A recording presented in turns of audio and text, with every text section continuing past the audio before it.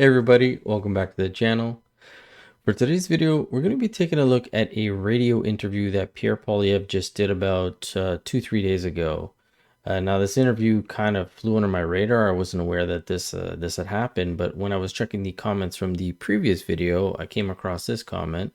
And even though I'm pretty sure this video is not taking place in Ottawa, it's the most recent radio interview that's been done. So I think this is the one that's being referenced in the comment. So without further ado, let's jump into it. Thanks for being along. Joining me is the leader of the opposition federally, the leader of the Conservatives, Pierre. Good morning. Thanks for being here. There you are. Here we are. Okay. I never met a mic I didn't like. Yeah, well, we needed proof of life there. As long as it turns on. Have you ever met a politician who didn't like a mic was turned on? Come to think of it. All right. This is a serious question. Over the weekend, the attempted assassination of Donald Trump. You are a controversial person when you step up to those microphones and cameras and notepads. Do you ever worry about something like this? I do worry about my family. We do receive a lot of, some of them are threats, some of them are implied threats, and some of them are vitriol that you can tell lead to violence. And a lot of them have been targeted at my family. So we have asked for security from both the Prime Minister through the RCMP and from the House of Commons. And we received that security from both of those sources. So we're very blessed to have that. Right off the bat, this interviewer gets into the meat and potatoes of the situation that happened over the weekend that we just finished covering. And as I'm listening to Pierre, I'm not fully surprised by this because when doing other research, I've stumbled across groups that claim they're like women against Pierre. We had the whole Diagolon situation where that founder guy made a lot of comments about his wife.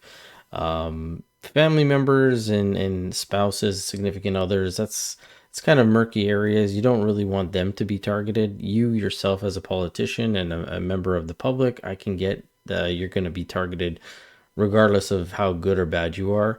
And trust me, I see it a lot in our comments, or my comments, I should say, and on my videos. A lot of people have animosity towards Trudeau or Freeland or Mark Holland, any Liberal member. And I get it. They're pissed off. They're fed up. But since this whole Trump situation, you're getting more and more people like I'm about to show you coming out. And this is where the concerns are happening. Trump assassination. Can I get your reaction to what happened the other day? Well, it's a shame the person missed, but it's ironic that the shooter was also a Republican, and I am scared about political violence. You're scared of political violence, but you were hoping that he wouldn't have missed. Yes. Wow. Could you elaborate on that? I mean, many people are thankful that the shooter missed and could have led to a lot of conflict in the country. Regardless if Trump is in power or not, he has a lot of influence, and that makes him a very dangerous person, and nothing will stop. Now, before we watch the rest of this clip with this lunatic, I want to unpack a little bit of what this individual just said. And I'm not fully surprised. Rainbow mask in 2024, cat ears, wearing all this in public, willing to say what she just said, but not willing to show her identity, kind of tells me who this individual is. But starts off by saying it's a shame that he was missed, yet doesn't like political violence. And the interviewer rightly so called her out on that, saying, isn't that a little hypocritical of what you just said? And then she follows up like, yeah, but regardless if Trump is in power or not, he just needs to die. He's dangerous and needs to die. Like, how unhinged are these people? But as I said, it gets a little bit worse. And we want to live, and sometimes Thomas Jefferson wrote a letter that included one of my favorite quotes, that sometimes the tree of liberty needs to be refreshed from time to time with the blood of patriots and tyrants. Do you hope to see others also, if all that holds true, do you want to see others try what this young man tried at this Trump rally? I don't know if it would do any good.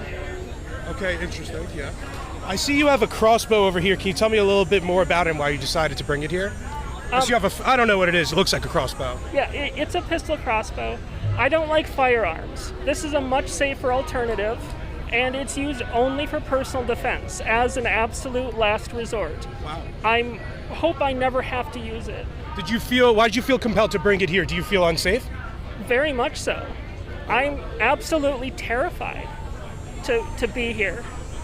I had one last question for you since it caught my eye. I see you have a hammer and sickle tattoo. Could you tell me more about this tattoo? I was born in the Soviet Union.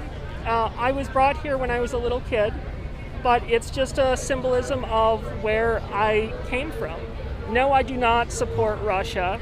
No, I don't condone anything that it does or that Putin has done. I would consider myself more of a socialist, but it's just a symbol of where I was born. Yeah, no shit, you're a socialist. And you look like a socialist vampire hunter with this pistol crossbow, where you say you're not a fan of firearms, but this is your weapon of choice. Now, me personally, if I was in your vicinity, I would feel more unsafe because anything I said could maybe be misconstrued as a microaggression, and then you could potentially just shoot me. But the scariest part of all is she said she was born in the Soviet Union. And to my recollection, the Soviet Union collapsed in like 1990 or 1991, which means this person is around my age. And to be this delusional is very concerning. But it's not just her. I could play thousands of clips of individuals saying they hoped that he had died. They wished that this person didn't miss, saying that they could have done a better job. But as we get back to the interview with Pierre, that's what he asks him. I understand your family's safety, but what about your safety? Because you're the one who's got to get out there and talk to the people. Okay. Yeah, I could see where you'd worry about your family, but what about yourself? I mean, you've got to, at some point, coming in here is a safe way to talk to the public, going into a television studio, that sort of thing. But you're not going to be prime minister if you don't go out there and stand at rallies and out in public and talk to people. I was just talking with your friend Alex Pearson, sharing a story when I was out door knocking, and I met this lady. She's from Cuba. And mid-conversation, she suddenly, out of nowhere, burst into tears. And I said, "What's wrong?" And she said, "Nothing's wrong." I said, "Well, why are you crying?" She said, "I'm so happy." "Well, what are you happy about?" She said, I come from a place where people like you never come to see people like me." She was poor, Cuban, and where she comes from, the politicians roll by in motorcades with bulletproof glass. And I'm sure they never experience any danger at all, but they don't talk to people either. Yeah. So here's the trade-off. We can have politicians who are behind 4 feet of glass, who roll by in motorcades, but never shake hands with a real human being. And then we won't have a democracy. So we have the trade-off. And, I guess there are whack jobs out there that could do something. We take all the precautions possible, but I have to talk to people, and I'm not going to stop doing that. Now, Pierre's not wrong about his safety and the whack jobs out there and anything could happen, but he's also true in the fact that people want to be heard. We need somebody who's willing to step out of their comfort zone and engage with somebody. We never see that with Trudeau. Every time there's somebody who's against him or his views, he just kind of smiles and walks away. And yeah, half the time these people are just yelling at him and cussing at him and saying he's the problem and that he's brought this country to the ground. But if you choose to never engage with the public, then why should anybody really show you any support? Because all you do is just ignore them, do what you want to do, and then continue to say, we're listening to Canadians. We have to listen to Canadians. We need to do better. We need to listen to Canadians. But you never do. And when the interviewer questions Pierre on a lot of the backlash that he's been getting in the media as of recently with this whole drug den situation, this is Pierre's response, which I think is really good. All right. Well, then let's talk about some of the issues. I know lately you have been pretty strong on what people call safe injection sites. In fact, I saw a video of you even taking on the term. This is what the radical NDP liberal left does. They invent language that says the opposite of what it means. First of all, we all agree it's not safe to inject heroin. Yeah. Second of all, we all know that these drug dens bring danger to people who are not even involved in them. We saw a beautiful mother in Toronto struck with a stray bullet that emanated from one of these sites. So they're not safe. They're very dangerous.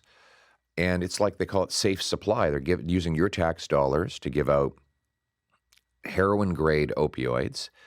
It's not safe. We now know for a fact it's being diverted to kids who previously weren't using any drugs at all. We know you can overdose and die on it, and we know that it's a gateway to harder fentanyl. So it's unsafe supply. They call it harm reduction. No, it's harm production. And it's created an industry, a money-grabbing industry of activists, academics, or I call them hackademics, bureaucrats, drug companies who are making a fortune by perpetuating the misery. No wonder 40,000 people have died. No wonder we have the worst overdose rate, the second worst overdose rate out of the 15 countries that the Commonwealth Fund investigated. And it's only getting worse. My common sense plan is to stop the drug dens, end the tax-funded distribution of narcotics, ban hard drugs, and put the resources into recovery and treatment to bring our loved ones home drug-free. I don't know about you, but that doesn't seem like a crazy concept to me. Help people recover, get better support systems out there, and not just give them drugs. Yet just after we had BC recriminalize drugs, their top doctor, Bonnie Henry, who was the one who kind of pushed this whole safe supply situation, is calling for access to opioids without a prescription. So luckily the BC government has rejected this, as it says, the government swiftly rejected. She recommended that they expand its safer supply program and allow people to obtain opioids without a prescription, including at compassion clubs and even retail stores. Like this woman right here, Bonnie Henry, she's looking to just get people addicted to drugs. Opioids are so addicting, and to give them out just like candy without any prescription is nuts. That's how we got into this predicament in the first place. People abusing the system where they would get all these prescriptions. Oh, my back hurts. Oh, I got a really bad headache, or my shoulder. Can you give me more and more opioids? And then they get addicted, and then it's just a spiral from there. Now you want to give it to them without a prescription? Like, what a stupid concept. And the interviewer agrees with this, like I said, but he does question Pierre on how he's going to get people to get involved with this stuff. You can't just force them. Well, yeah, and you partly answered the obvious follow-up question is, and I'm with you. I think that we're perpetuating the problem as opposed to doing something about it. Drug addiction is a terrible thing for people to be caught up in. You want them to be able to achieve sobriety and live a good life. But how would you then, as Prime Minister, prosecute that? Because the healthcare aspect of it is more of a provincial responsibility. And there's three problems. There's that. It's phenomenally expensive for treatment, and you can't force people into it. A lot of good questions there. The federal government is already funding the drug dens, the distribution of opioids like hydromorphone, countless activists, academics, lobbyists, drug companies. They're getting all of these federal grants. So I'm going to just eliminate all that, and I'm going to put it directly into funding for treatment centers that have shown that they can break the addictions. And I'm going to fund it based on results. We're going to go to a results-based funding approach where we pay these organizations that get people off drugs. They will get a stream of funds for every month they keep someone drug-free by giving them detox, counseling, physical exercise, job preparation, transitional housing, and in certain cases, sweat lodges for First Nations. These things, they already exist. There are great organizations like the Oak Foundation in Winnipeg does this, Harvest House in Ottawa. We need to expand those, and that's how we're going to bring our loved ones home drug-free. And this isn't the first time we've heard Pierre with this approach. As he said multiple times with the housing situation, he would do this with builders as well. He would provide more money to municipalities, especially if they're able to produce, I think it was like 15% more houses than they normally do. And if they don't, then they're actually going to receive less funding.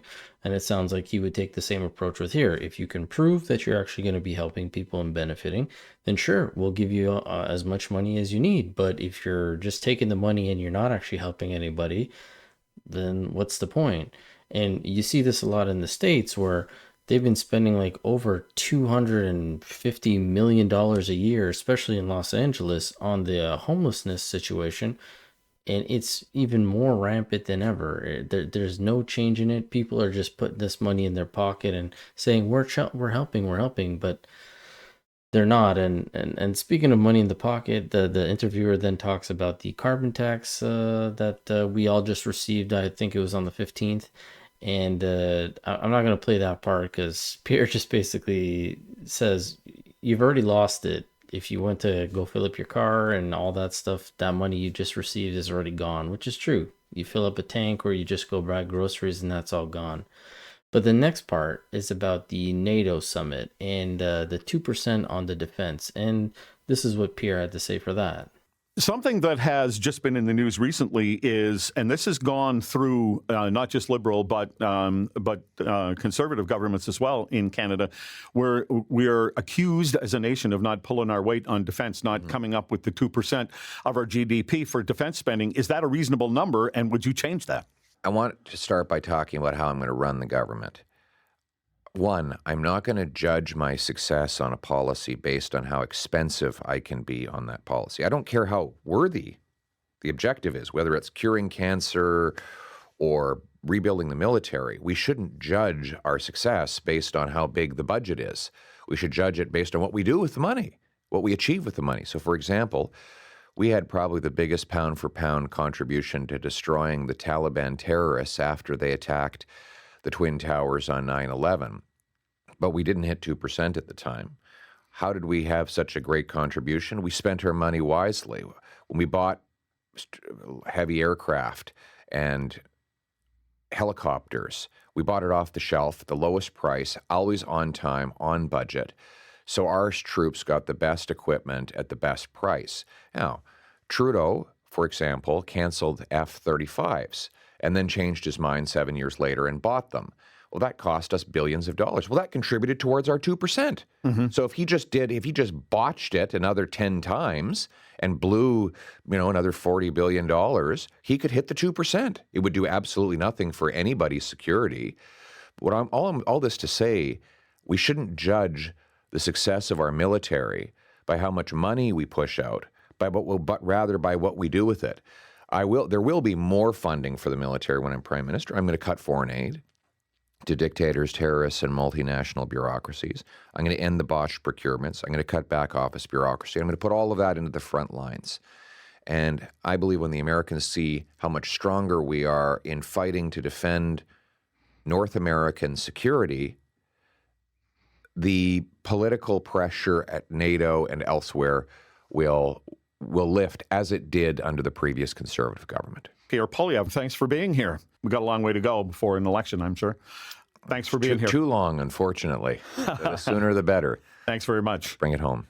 Yeah, it's a real shame that we got to wait till next October to have this election happen, unless some miracle comes along and we get it earlier. But Pierre's totally right. Trudeau never spends the money when he needs to spend it. He just creates these random programs and taxes and then throws it on us. All these forest fires he's always talking about. He could have invested on all these big heavy-duty water bombers to help with this situation. But what does he do instead? Implements the carbon tax, which has done nothing for the wildfire situation. And it's nice to hear Pierre talking about getting our defense system up, but he's not the only one. All the premiers just finished meeting, and they also emphasized how important it is to get that 2% into NATO, because pretty soon I think NATO is just going to kick Canada out, as they aren't able to reach that, and everyone in the NATO alliance, or whatever you want to call it, is getting sick and tired of Canada. But as always, this is just my opinion. I'd love to hear from you guys. So let me know what you thought about this whole interview. Thank you again to Allison for the comment and suggestion. And as always, I will catch you guys on the next one. Thanks so much.